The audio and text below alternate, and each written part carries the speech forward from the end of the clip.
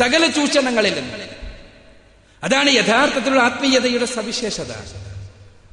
മനുഷ്യനെ സകലവിധ ചൂഷണങ്ങളിൽ നിന്നും സംരക്ഷിക്കുന്ന, മാറ്റി നിർത്തുന്ന, അവയിൽ നിന്ന് മുഴുവനും സംരക്ഷ നൽകുന്ന ആദർശമാണ്, ജീവിതാദർശമാണ് ആത്മീയത യഥാർത്ഥത്തിൽ.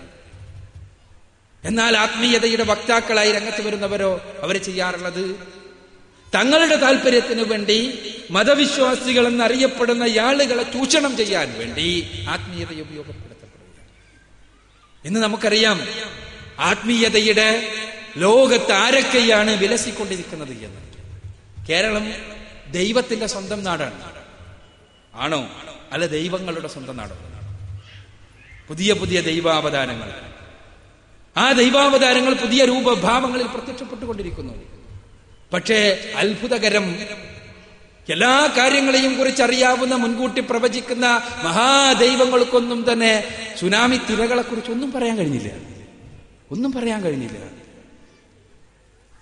ആ പറയാൻ കഴിയാത്ത വൈക്ലഭ്യം മുതലെടുക്കുവാൻ വേണ്ടി മറ്റു മാർഗങ്ങൾ ഉപയോഗിച്ചു കൊണ്ടിരിക്കുന്നു. ഞാൻ പറഞ്ഞു വരുന്നത് ആരെയെങ്കിലും കുറ്റം പറയാനല്ല, മറിച്ച് യഥാർത്ഥത്തിൽ വിശ്വാസികളായ ആളുകളെ ഏത് രൂപത്തിൽ ചൂഷണം ചെയ്യപ്പെടുന്നു എന്ന് നമ്മൾ തിരിച്ചറിയേണ്ടതുണ്ട്. നിങ്ങൾക്കറിയാമോ, കഴിഞ്ഞ ലോക്സഭാ തെരഞ്ഞെടുപ്പിന് മുൻപ് ഇന്ത്യ ടുഡേ എന്ന് പറയുന്ന ഇന്ത്യയിലെ പ്രധാനപ്പെട്ട ഒരു ആനുകാലികം, നമുക്കറിയാവുന്നതാണ്, മലയാളത്തിലും തമിഴിലും കന്നഡയിലുമെല്ലാം അതിന് പതിപ്പുകളുണ്ട്. അത് അടുത്ത തെരഞ്ഞെടുപ്പിനെ കുറിച്ചുള്ള മഹാന്മാരായ ജ്യോതിഷികളുടെ ഫലങ്ങൾ അതിൽ പ്രസിദ്ധീകരിച്ചു. ജ്യോതിഷികളുടെ എല്ലാ ഫലങ്ങളും എല്ലാവരും പറഞ്ഞത്, മഹാജ്യോതിഷികൾ പറഞ്ഞത്. പക്ഷെ അതിനെക്കുറിച്ച് പിന്നീട് ഇന്ത്യ ടുഡേ മുണ്ടിയിട്ടില്ല. ഇന്ത്യ ടുഡേ മാത്രമല്ല, ഈ ജ്യോതിഷികളെ മുഴുവനും തലയിലേറ്റി നടന്നുകൊണ്ടിരിക്കുന്ന മഹാമീഡിയകളൊന്നും സംസാരിച്ചിട്ടില്ല. എന്തുകൊണ്ടെന്നാൽ ഇന്ത്യ രാജ്യത്തിൽ ഒരൊറ്റ ജ്യോതിഷി പറഞ്ഞതുപോലും ശരിയായില്ല. ഒരൊറ്റ ആൾ പറഞ്ഞത്. ആരും ഈ നമ്മുടെ പ്രധാനമന്ത്രിയായി ഇപ്പോ വന്ന മൻമോഹൻ സിംഗിനെ കുറിച്ച് ഒരാൾ പോലും പറഞ്ഞില്ല.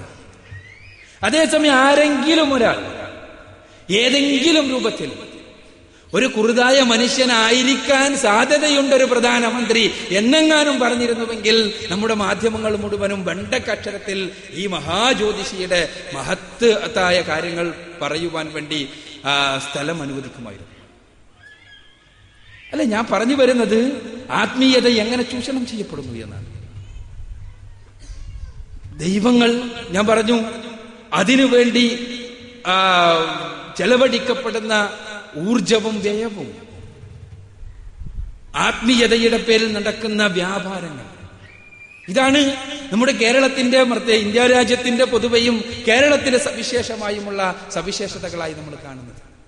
യഥാർത്ഥത്തിലുള്ള ആത്മീയത മനുഷ്യന് പ്രാർത്ഥിക്കുവാനുള്ള, ആരാധിക്കുവാനുള്ള ഒരു സഹജമായ ബോധമുണ്ട്. അതില്ലാതിരിക്കാൻ സാധ്യമല്ല. ഭൗതികവാദികൾക്ക് പോലും കഴിയില്ല. ഭൗതികവാദികൾക്ക് പോലും രക്തസാക്ഷി മരിക്കുന്നില്ല എന്ന് പറഞ്ഞ് മുഷ്ടി ചുരുട്ടുന്ന സമയത്ത് ഒരാത്മീയതയിലേക്ക് അവൻ അറിയാതെ അവന്റെ മനസ്സ് കടന്നു പോവുകയാണ്. ഞാൻ അങ്ങോട്ട് വിശദീകരിക്കുന്നില്ല, സമയം പരിമിതമാണ്. എന്നാൽ യഥാർത്ഥ ആത്മീയത, ഈ ആത്മീയമായ ചൂഷണങ്ങളെ മുഴുവനും അതിജീവിക്കുന്ന ആത്മീയത, പരിശുദ്ധ ഖുർആൻ ആത്മീയതയിലേക്ക് മനുഷ്യരെ ക്ഷണിച്ചു. എത്ര സുന്ദരമായിട്ടാണ് ഖുർആൻ ക്ഷണിച്ചതെന്നറിയാമോ?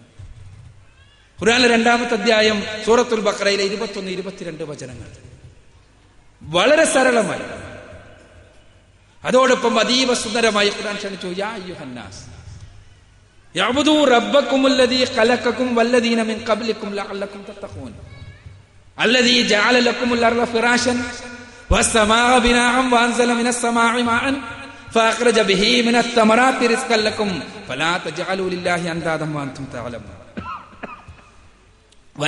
വളരെ സരളമായാണ് ഖുർആന്റെ ക്ഷണം. മനുഷ്യരെ, അവിടെ വിഭാഗങ്ങളില്ല. സകല വിഭാഗീയതകളെയും അടിവേരറുത്തുകൊണ്ടുള്ള ഖുർആന്റെ ക്ഷണം. വെളുത്തവരെ എന്നല്ല, കറുത്തവരെ എന്നല്ല, ബ്രാഹ്മണരെ എന്നല്ല, ക്ഷത്രിയരെ എന്നല്ല, ഭാരതീയരെ എന്നല്ല, അഭാരതീയരെ എന്നല്ല, പണക്കാരെ എന്നല്ല, പാവപ്പെട്ടവരെ എന്നല്ല, അറബികളെ എന്നല്ല, അനറബികളെ എന്നല്ല. മനുഷ്യരെ, നിങ്ങൾ ആരാധിക്കേണ്ടത് നിങ്ങളുടെയും നിങ്ങളുടെ മുൻഗാമികളുടെയും സൃഷ്ടാവായ തമ്പുരാനെ മാത്രമാകുന്നു. എങ്കിലേ നിങ്ങൾ നന്നാകൂ. ഖുർആൻ അങ്ങനെയാണ് പറയുക. ഖുർആന്റെ ശൈലി അങ്ങനെയാണ്. തഖ്വ എന്നുള്ള പദത്തിന് സൂക്ഷ്മത എന്നാണ് അർത്ഥം. അതുകൊണ്ട് എങ്കിലേ സൂക്ഷ്മതയുള്ളവരായി തീരൂ എന്നെല്ലാം നമുക്ക് പറയാം. പക്ഷേ യഥാർത്ഥത്തിൽ ഭാഷയിൽ കൃത്യമായി പറയണമെങ്കിൽ മലയാളത്തിൽ ഇങ്ങനെ പറയണം എന്നാണ് എനിക്ക് തോന്നുന്നത്. എങ്കിലേ നിങ്ങൾ നന്നാവും. നിങ്ങൾ നന്നാവണോ? സട്ടാവായ ദൈവത്തെ ആരാധിക്കുക. ഖുർആൻ അങ്ങനെയാണ്. ആ ക്ഷണം തന്നെ നിങ്ങൾ നോക്കൂ. ഖുർആൻ ഒരു നിഷേധത്തിൽ നിന്ന് ആരംഭിച്ചിട്ട് ഒരു കാര്യം സ്ഥാപിക്കുമ്പോൾ പരിശുദ്ധ ഖുർആൻ ചെയ്യുന്ന ആ മഹാദൗത്യം നമ്മൾ പരിശോധിക്കും. ഖുർആൻ ക്ഷണിക്കുന്നത് നിങ്ങളുടെ ദൈവങ്ങളെ മുഴുവനും ഒഴിവാക്കി വെച്ച് ഒരു അറബി ദൈവത്തെ നിങ്ങളുടെ മനസ്സിൽ പ്രതിഷ്ഠിക്കണമെന്നല്ല. നിങ്ങൾ ആരാധിച്ചു കൊണ്ടിരിക്കുന്ന സകല മനുഷ്യാത്മാക്കളെയും നിങ്ങൾ ഹൃദയത്തിൽ നിന്ന് പുറത്തു ചാടിച്ച് അവിടെ മുഹമ്മദ് നബിയെ സ്ഥാപിക്കണമെന്നുമല്ല ഖുർആൻ പറഞ്ഞത്. നിങ്ങൾ ആരാധിച്ചു കൊണ്ടിരിക്കുന്ന വിഗ്രഹങ്ങളെ മുഴുവനും നിഷ്കാസനം ചെയ്ത് അവിടെ ഏതെങ്കിലും ഒരു ശവകുടീരത്തെ പ്രതിഷ്ഠിക്കണമെന്നുമല്ല ഖുർആൻ പറഞ്ഞത്. മറിച്ച് എന്താണ്? തികച്ചും മാനവികമായ ആത്മീയത. നിങ്ങൾ ആരാധിക്കേണ്ടത് ആരെയാണ്? നിങ്ങളുടെ സൃഷ്ടാവിനെ. സൃഷ്ടാവിന് ജാതിയുണ്ടോ? മതമുണ്ടോ? പ്രത്യേകമായ നമ്മൾ കണക്കാക്കുന്ന രീതിയിലുള്ള മതമുണ്ടോ? നമ്മൾ ജന്മത്തിന്റെ പേരിൽ മതം കണക്കാക്കുന്ന ആളുകളാണല്ലോ. ആ സൃഷ്ടാവിന് അവിടെ ആർക്കാണ് അഭിപ്രായ വ്യത്യാസം? എല്ലാവരും സൃഷ്ടാവിനെ കുറിച്ച് പറയുന്നുണ്ട്. സൃഷ്ടാവിനെ കുറിച്ച് നമ്മൾ എല്ലാവരും പറയാറുണ്ട്. പക്ഷെ സൃഷ്ടാവ് അവിടെ ഇരുന്നോട്ടെ, ഞങ്ങളുടെ ജീവിത വ്യവഹാരങ്ങളിൽ മറ്റു പലരും ഉണ്ട് എന്നാണ് നമ്മുടെ എല്ലാവരുടെയും. എന്നാൽ ഖുർആൻ ക്ഷണിച്ചത് മനുഷ്യരെ പ്രവാചകന്മാർ മുഴുവനും ക്ഷണിച്ച ആശയത്തിലേക്ക്. ആശയം എന്താണ്? നിങ്ങളെയും നിങ്ങളുടെ മുൻഗാമികളെയും സൃഷ്ടിച്ച നിങ്ങളുടെ നാഥനെ നിങ്ങൾ ആരാധിക്കുക. നിങ്ങളുടെ സൃഷ്ടാവിനെ നിങ്ങളുടെ ഹൃദയത്തിനകത്തേക്ക് പ്രതിഷ്ഠിക്കുക. അവൻ ആരാണ്? الذي جعل لكم الأرض فراشا والسماء بناء وأنزل من السماء ماء فأخرج به من الثمرات رزقا لكم فلا تجعلوا لله أندادا وأنتم تعلمون. അവൻ ആരാണ്? നിങ്ങൾക്ക് വേണ്ടി ഭൂമിയെ മെത്തയാക്കി തന്നവൻ, നിങ്ങൾക്ക് വേണ്ടി ഉപരിലോകത്തെ മേൽക്കൂരയാക്കിയവൻ, നിങ്ങൾക്ക് വേണ്ടി ഉപരിലോകത്തിൽ നിന്ന് നിങ്ങൾക്ക് ആവശ്യമായ ജലഗണങ്ങളെ ഇറക്കി തന്നവൻ, ആ ജലഗണങ്ങൾ ഉപയോഗിച്ചുകൊണ്ട് ഭൂമിയിൽ നിന്ന് നിങ്ങൾക്ക് ആവശ്യമായ സസ്യലതാദികളെയും ഫലമൂലാദികളെയും ഉൽപ്പാദിപ്പിച്ചു തന്നവൻ. അവനെ നിങ്ങൾ ആരാധിക്കുക.